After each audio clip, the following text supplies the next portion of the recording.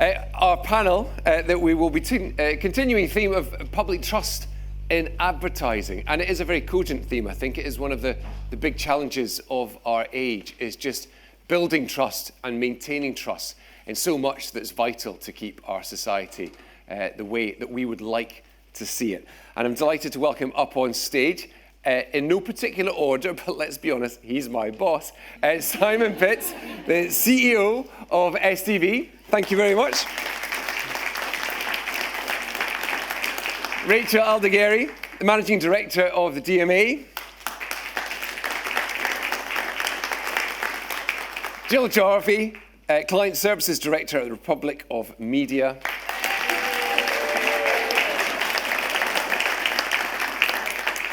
And Paul Bainsfair, who is the Director General of the IPA. Thank you very much, Paul.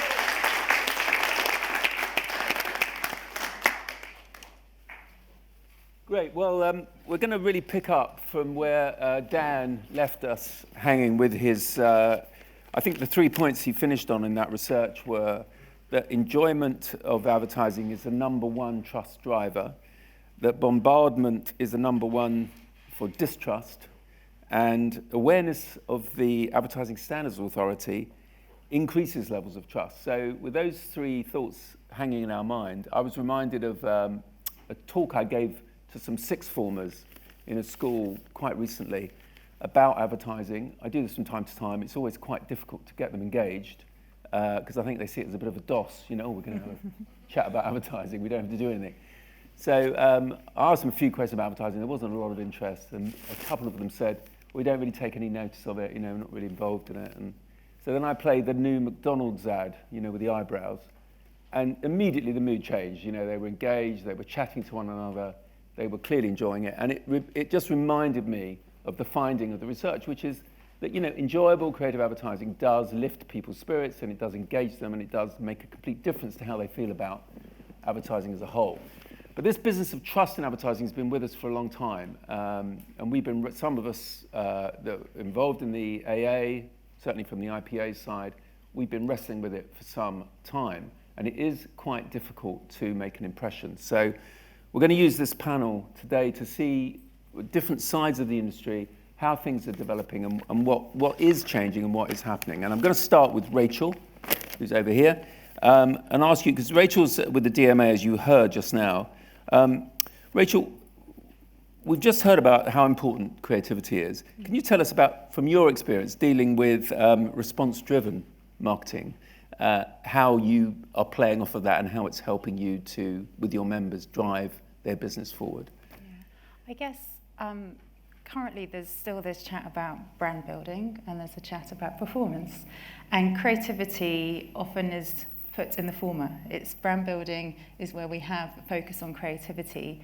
And yet the two shouldn't be mutually exclusive when it comes to creativity. In fact, we have the DMA Data Bank where we've had, I think, over 1,000 campaigns now from our DMA awards. And the biggest driver of effectiveness, so beyond building trust, everything else, is creativity. And yet we're seeing creativity just not being applied to performance marketing. And to the extent that over the last 3 years, our research has shown a drop in 40% in effectiveness of performance marketing. And that is really highlighting the value that creativity brings. And I think, you know, one of the biggest takeouts for me is that we need to apply creativity, that emotional engagement, to performance marketing. Mm.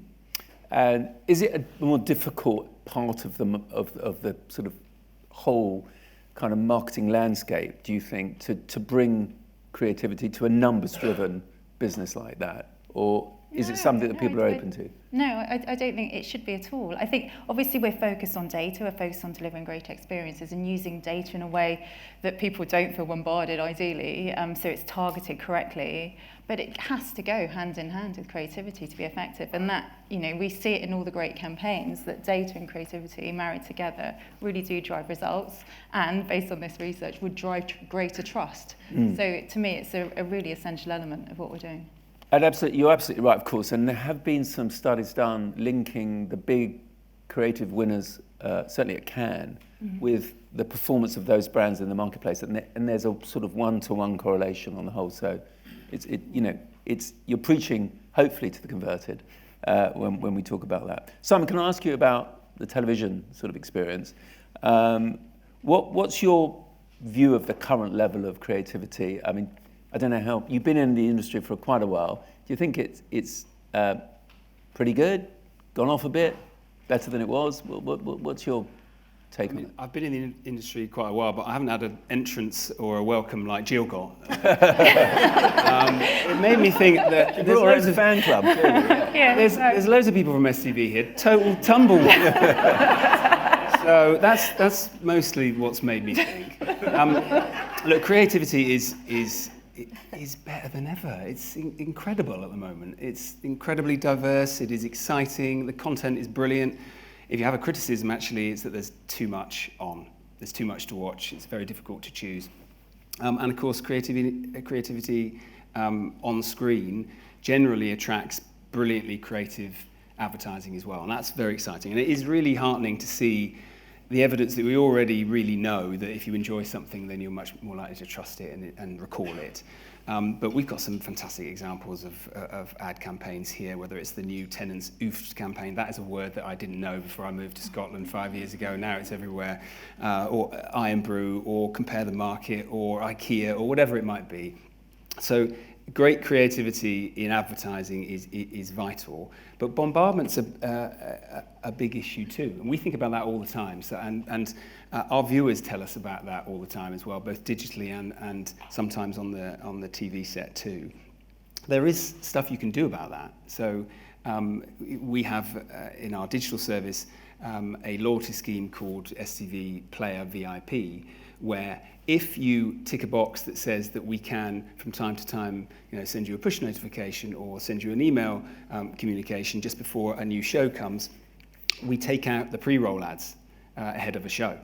And pre-rolls are often the ones that are most complained about on our streamer. And if you're tuning into the Rugby World Cup and you're halfway through the first half and you come on and you've got loads of pre-rolls to get through and you miss some action, you're very annoyed. So we reward loyalty and the sharing of data in a responsible way by reducing the ad load a little bit. And the lesson for us there actually is that people who are our VIP customers and share their details with us watch 40% more STV content on the player. So it works for us commercially, it works for them too. So there's a lot we can do ourselves, I think, to help. But we've got quite a way to go. I mean, that research, whilst there were some positives, the industry is less trusted than banks, energy companies, and the government. Mm. That's quite something. That is quite something. I was going to say we can say that now the politicians have left, and they have, so we can. But I was just wondering about, Gordon Brown actually mentioned that program that was on TV the other day about, reliving the golden age of TV ads. Whether some of that was to do with the fact that, we had such a captive audience in those days. It was a bit like advertising to a cruise liner. People couldn't go anywhere else. They really had just a couple of TV channels. You could take a spot in Coronation Street and News at 10 and more or less get to the whole population. And that led to campaigns being, understood and learnt about very quickly, and they became in turn very popular. It's not, because of technology and lots of other reasons, that's not so possible today. Do you think that has influenced the degree to which people can talk about advertising with the kind of confidence they did then? Undoubtedly. It is much harder to reach people. Viewing habits in particular changing rapidly. But still, there is an enduring popularity of the content that we and other broadcasters produce, and it's very easy, I think, to hop on the bandwagon and say that absolutely no one is watching long-form video, no one is watching TV anymore.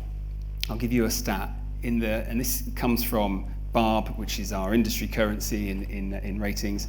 Of the 500 top programme episodes watched on all screens across all services, including Netflix and Amazon, in the first 6 months of this year, 380 out of the 500 were on STV, 76%, 19% were on BBC One.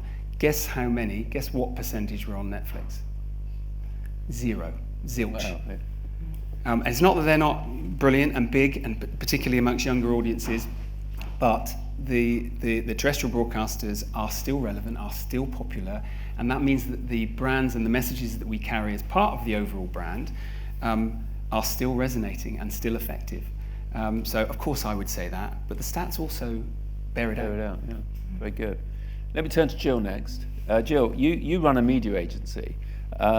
From your perspective, how do you work with creative agencies to improve the entertainment, the enjoyment of the work that you're buying the time for or booking the space for?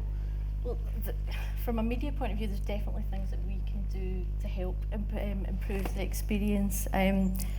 Prioritising quality, I think, is absolutely key. People don't like cluttered ad environments. People are actively paying to avoid ads, so we also just know that they're just not as effective. So that's why we're focusing much more on projects with companies like Lumen, which is just much more about attention and how much attention people are paying to ads. And because we just know that, and what we're seeing with our digital campaigns that are using Lumen, that automatically campaigns are being optimised where the quality is much better. So that's the first thing.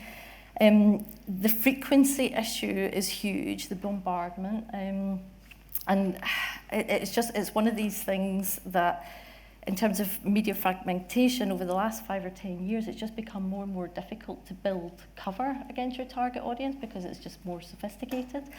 So I think what is happening is sometimes we're just getting campaigns of just hugely high frequency. So if you're an advertiser, you need to be checking that you're not, quite frankly, pissing off your target audience and serving these ads too much. And I think, just interrupting you for a minute, because we've seen the emergence of certain types of businesses that are driven by just repetition, the sort of so-called performance-led businesses. Won't name them, but they almost don't care, do they? They're just seeking as many numbers as they can get because they know eventually they'll get a conversion, and that doesn't help the whole. It doesn't help, but also what you were saying before, Rachel, about it's the laws of diminishing returns. It's just going down and down and down. So we need to bring back creativity, and we need to. It just needs to be the quality just needs to be a lot better. And in terms of monitoring that frequency, the tools at the moment, I would say, are pretty rudimental over the cross-media measurement of that. But hopefully, with the ISBA Origin about to roll out next year, that will help planners be able to do that. But it's also, I think, about providing value. So going back again to, because we know that what increased trust is if you're giving your target audience something of value. And again, working in partnership with media owners, because they're the people that know the target audience best, or their readers rather, or their viewers best, and listen to these guys and what they have to say. Like, for example, like we work really closely with STV to try and understand the customer, to try and give them something of value to them, rather than just what you think is of value and then just putting it out there. So partnerships, I think, would help that as well. And you're definitely picking up amongst the advertiser, the client base, a sense that they want to conquer this problem, that they're interested in working with you? I think it varies, to be honest. Like, for example, whenever we've got a client that wants to do something specific on TikTok, that's fantastic, because we just know that that's going to work so much better than a bit of video that's just repurposed and put out there. And I think people, like more clients, are getting clued into that and adjusting things accordingly. Great. Can we talk just briefly about whether the whole lockdown COVID period had any effect on this issue? Because it sort of did crop up earlier, and I'm wondering whether, you must have taken a lot of advertising from the government on issues that were clearly still advertising in a way, but much more trust-based, do this to save lives sort of thing. Do you think there's been any hangover from that period? Well, you would hope that the hangover was a positive one, really, because if ever there was a case study to reinforce the role of advertising and mass market advertising and the trust, the provision of information, a lifeline for millions of people, it is initially the COVID public health campaign and then the vaccine program, which I know we're going to hear a bit more about later today. that should have reinforced that people can really trust what they are hearing. And you would think that you'd be able to kick on from there. I mean, we've certainly seen that things like news are incredibly highly trusted. So I don't recognise some of the characterisation, especially around broadcast media, of a lack of trust, because if anything, those trust metrics are rising. I mean, people even trust Chris Harvey in the news, and look at the colour of the suit he's wearing. I mean, you wouldn't buy a second-hand car, but you would listen to him when he's reading the news. So you would think that case study would allow us to build from here. And then there is a lot that the advertising community can do to have a positive social impact. We've talked about climate, we've talked about diversity and inclusion. We are at the forefront here. We have an opportunity to use our privileged platform to make a proper difference. And all of us are doing it in individual ways. Maybe we should be pairing up a bit more and partnering up a bit more, whether it's through the ASA or the AA, because we tend to prioritise our own brands, understandably, rather than come together. Mm-hmm. Yes, and it was also quite noticeable, I thought, in the research how, and indeed Dan made the point, that a lot of the general public see advertising as a very broad thing, so some of the activities that, I personally wouldn't regard as advertising some of these scam emails that people get, but they do see them as part of our world. So, of course, that does sort of poison the well a bit, doesn't it, for all the good stuff that you were just talking about. So it's, we have to bear that in mind, I think, when we're talking about trust in general. Yeah, and I think, the ASA ran that advertising campaign a few years ago. There was a pilot in Scotland. Lots of us got behind it, and lo and behold, when asked after that campaign ran about trust in advertising, 60% of people said that they would be more inclined to trust advertising afterwards. Of course, but then we don't do it again. And we know from the advice that we give brands and agencies all the time that you have to do it on an ongoing basis. You'd never treat your brand like that. So why have a one-off campaign? I'm hoping we'll return to that and keep going. Well, that's very much the intention, because this... Stephen, who very much should take the applause for driving this forward at the AA, got it off the ground, and I was very much alongside him saying, we know that if you can let people know there's a Bobby on the beat, people feel a lot more relaxed about things in general. And that's effectively what the ASA is. And, I can remember, because I'm pretty old now, I can remember when it was advertised consistently, all the time, at a low level, drip, drip, drip, in more or less every newspaper, there'd be, if they had any spare space, there'd just be a little white out of black ad saying, is it decent, honest and truthful? If it's not, call the ASA. And it was, it just built and cumulatively led to a situation where people knew about it. And I think we've got to get back to that, because it really does make a huge difference. Yeah. Back on air next week. Back on air next week. They are hot off the press. If anyone wants to ask any of our panelists a question, don't be shy. We're not doing Slido for this bit. So just put your hand up. Can I just build on that? Sorry, Rachel, the ASA, actually, because I think the other thing, it goes beyond content as well.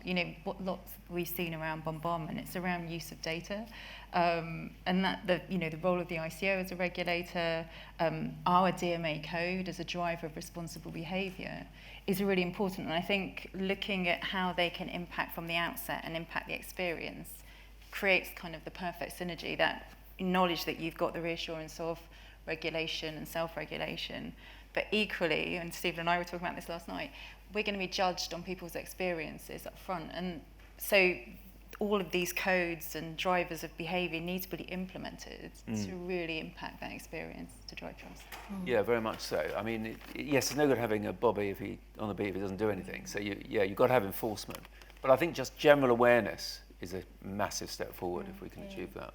I do think we've got to tackle digital media, though, because we saw there that was one of the biggest drivers of mistrust. And last year, online topped complaints to the ASA. I think it was over 14,000, and next was TV. But when you consider, the reach between the two, it was kind of off the scale. But so whether it's privacy or misleading claims or bombardment, I just feel as though as an industry we've just not got a handle on that yet. And it's something that Damien Collins alluded to as well, in terms of we need to get that better regulated, because particularly with AI, the rate that that's accelerating, I just think that that is going to get worse before it gets better if we don't get a handle on it.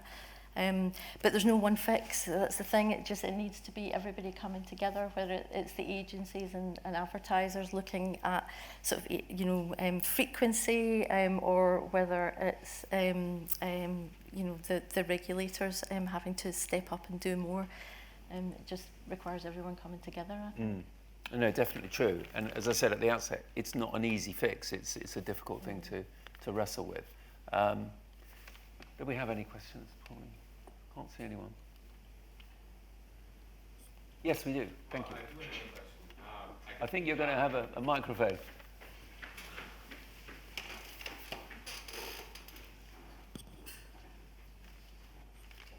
No, I was just wondering, in terms of, we have been mentioning bombardment quite a few times, and I was wondering, when frequency, you think, becomes bombardment? Because we live in a world where people don't see an ad and make a purchase anymore. People will need to see it 3-4 times on different platforms across different channels before they actually, convert from, a marketeer point of view. So it's very rare that an advertiser nowadays serve an ad once or twice. So I was wondering, in your opinion, when frequency becomes bombardment? Do you want to take that, Jill? I will.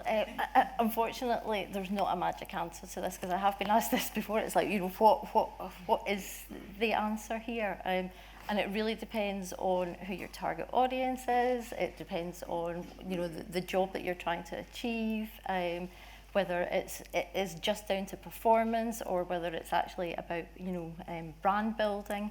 So there isn't a magic answer, but what you have to do is work with your agencies to work out for each campaign that you're doing is what is the right level. Because I think at the moment, particularly in performance marketing, there's just too much money just being thrown at things, and not enough sort of really looking behind what the objectives of the campaigns are, and when is the right time to stop.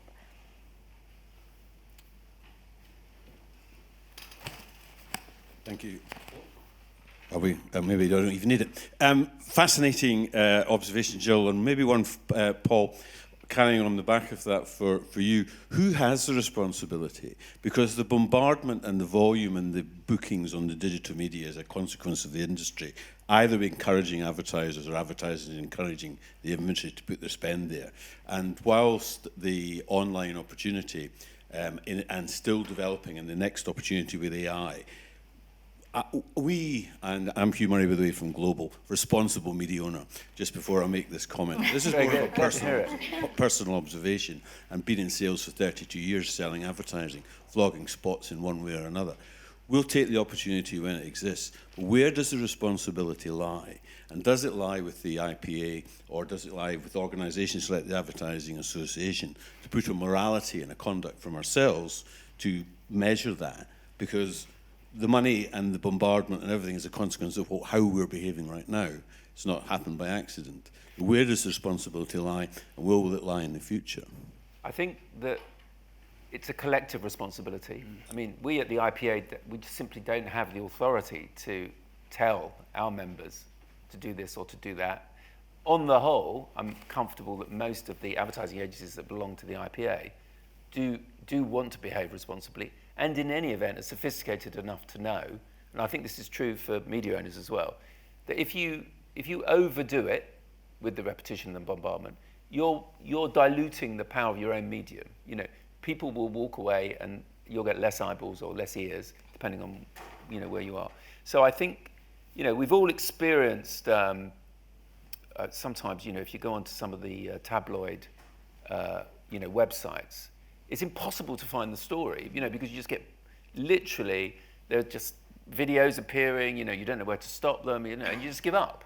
And I think that's a lesson to us all in any medium, that we must be, for our own business sake, we must be aware of doing the right thing is also doing the right thing from a business point of view. So it's a difficult question to say it's his or her responsibility. I think it is for all of us to know that our businesses and our industry benefits by us getting this right and suffers if we don't. I don't know if anyone wants to add. Yeah, I think that's a really good question, and it's precisely because it's a collective responsibility that is really hard, no one properly takes responsibility.